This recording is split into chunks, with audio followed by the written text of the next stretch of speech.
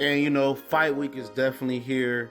Keith Thurman versus Danny Garcia, Saturday, March 4th on regular CBS. Let's go. This your boy CJ Goodfella back with the Boxing Clinic. I think it's the biggest fight of the year so far. And from a lot of history tells us that usually these fights don't live up to the billing, live up to the hype. But I think this is one of the exceptions, as well as, how Keith Thurman and Sean Porter was the exception on CBS. And hopefully, this can play off of that as a sequel. And we have another great fight and bring a lot more casuals and a lot more, casuals to hardcore fans. You know what I'm saying? And I think it's huge for both of these guys. It can catapult them into stardom fighting on regular CBS. And, hopefully it's a bigger promotional push for this fight. Like I said, PBC lacks in marketing and promoting sometimes, and the sport of boxing does as well.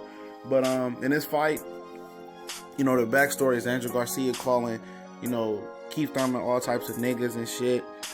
And, will Keith let him get under his skin and let him be enraged at Danny to open up enough where Danny can catch him?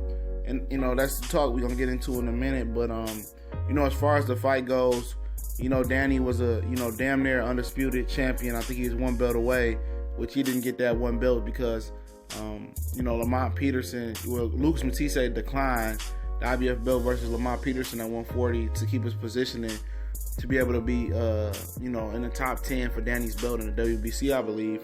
And, he was that one IBF belt away. He was a dude that, at 140 was built to lose. They put him in Kendall Hart. They expected Kendall Hart to beat him. He beat Kendall Hart, who was in Keith Thurman camp, I believe. They expected, Eric Morales. A lot of people think that it was, in Danny's favor versus Eric Morales. No, it was made for Eric Morales to beat Danny Garcia. They seen Danny Garcia as a pushover opponent. He beat Eric Morales, and he took a lot from that fight. He knocked out Amir Khan where Golden Boy was really feeding him to the wolves, Amir Khan. So, he had his hiccups versus Herrera. I think it was more of, his first fight in Puerto Rico, going back to his roots. He overlooked Herrera. That was bad matchmaking. For a showcase fight, they underestimated Herrera, and then Golden Boy even signed Herrera after that, I believe. Lamont Peterson, was another fight where, nobody thought, and I don't think he expected Lamont Peterson to be able to move and box like that. And he moved, but Lamont Peterson gave so many rounds early away. He has nobody to be disappointed but himself. But with Keith, it's been a long road coming. He doesn't quite have the experience as Danny Garcia fighting, real world champions for world championship belts. His first belt was basically an interim belt. He won, I think, versus Diego Chavez, who's at junior middleweight now.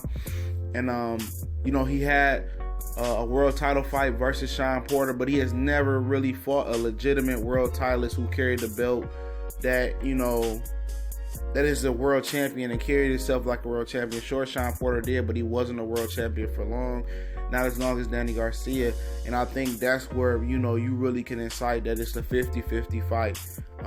Garcia having a championship pedigree, having the championship composure, the poker face when he's hurt, and he has the experience. Keith with the talent. Keith hasn't really, like I said, really fought for a world champion versus a world champion. A real world champion. I'm not saying Sean wasn't a real world champion, but he didn't have a long reign as world champion as long as Danny Garcia did at 140. I know it's two different weight classes, but it's a way that he carries himself. Now, to the fight, I think it's in Keith's best interest to fight like he did versus Leonard Bundini. Bundu. That's what I call him, Bundini. And that's to be cautious, box, use the ring, safety first. That's in his best interest. But he wants to put on a show. He KOs for life. He's building that up. He wants to knock Danny Garcia out, and I think he's letting Angel get in his head. But at the same time, you want to be exciting and be engaging and gain new fans on regular CBS and regular TV, as he did with Sean Porter. He gained a lot of fans and a lot of notoriety. And he's going to have to find that right groove to be offensively exciting and still box and key safety first. As we know, Danny Garcia doesn't do well with good movement and good feet of good, boxers like Keith Thurman. He can probably easily box Danny Garcia your ears off and win.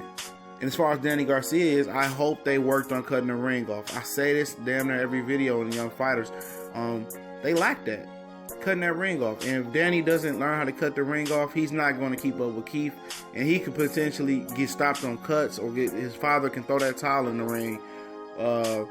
Because he's going to take a lot of punishment, coming straight forward and not being able to cut the ring off. His best bet is that, Keith comes out trying to engage, punches, jumps in, throwing. He does jump in and throw a lot of combinations similar to Amir Khan, but he packs a lot of punch. But the one thing Danny is good at, and a lot of people don't get at him with or give him credit, is he can punch with you. And that's a critical attribute. And he has good timing, and he has a good left hook and good power. I know their game plan is to attack the body, but you have to be able to get close enough to attack the body, especially depending on how big that ring is. So that jab is going to be critical for him, and cutting that ring off and closing the distance on Keith. He can't let Keith run around. If he lasts long, Keith tends to front run, and Keith starts to slow down. That body attack is going to be very, very key. And him cutting the ring off could be the difference. But if Keith comes out there engaging, throwing crazy, throwing wild, jumping in and out, look for Danny Garcia to kind of get the knockout. I think it's going to be either Danny Garcia knocking him out, or it's going to be a long decision for Keith Thurman, or a late knockout for Keith Thurman. But I tend to believe that Keith Thurman is going to win a 3 to 4 point decision. I'll say a 4-point unanimous decision in a great fight. Maybe it might not be any knockdowns, but it's going to be a lot of knee buckling. And Danny has a good poker face. But I tend to really like Danny, and I kind of want to see Danny win, as well as Keith. Keith is one of my favorite fighters right now. I just want to see a great fight for the sport of boxing, but I have Keith winning the unanimous.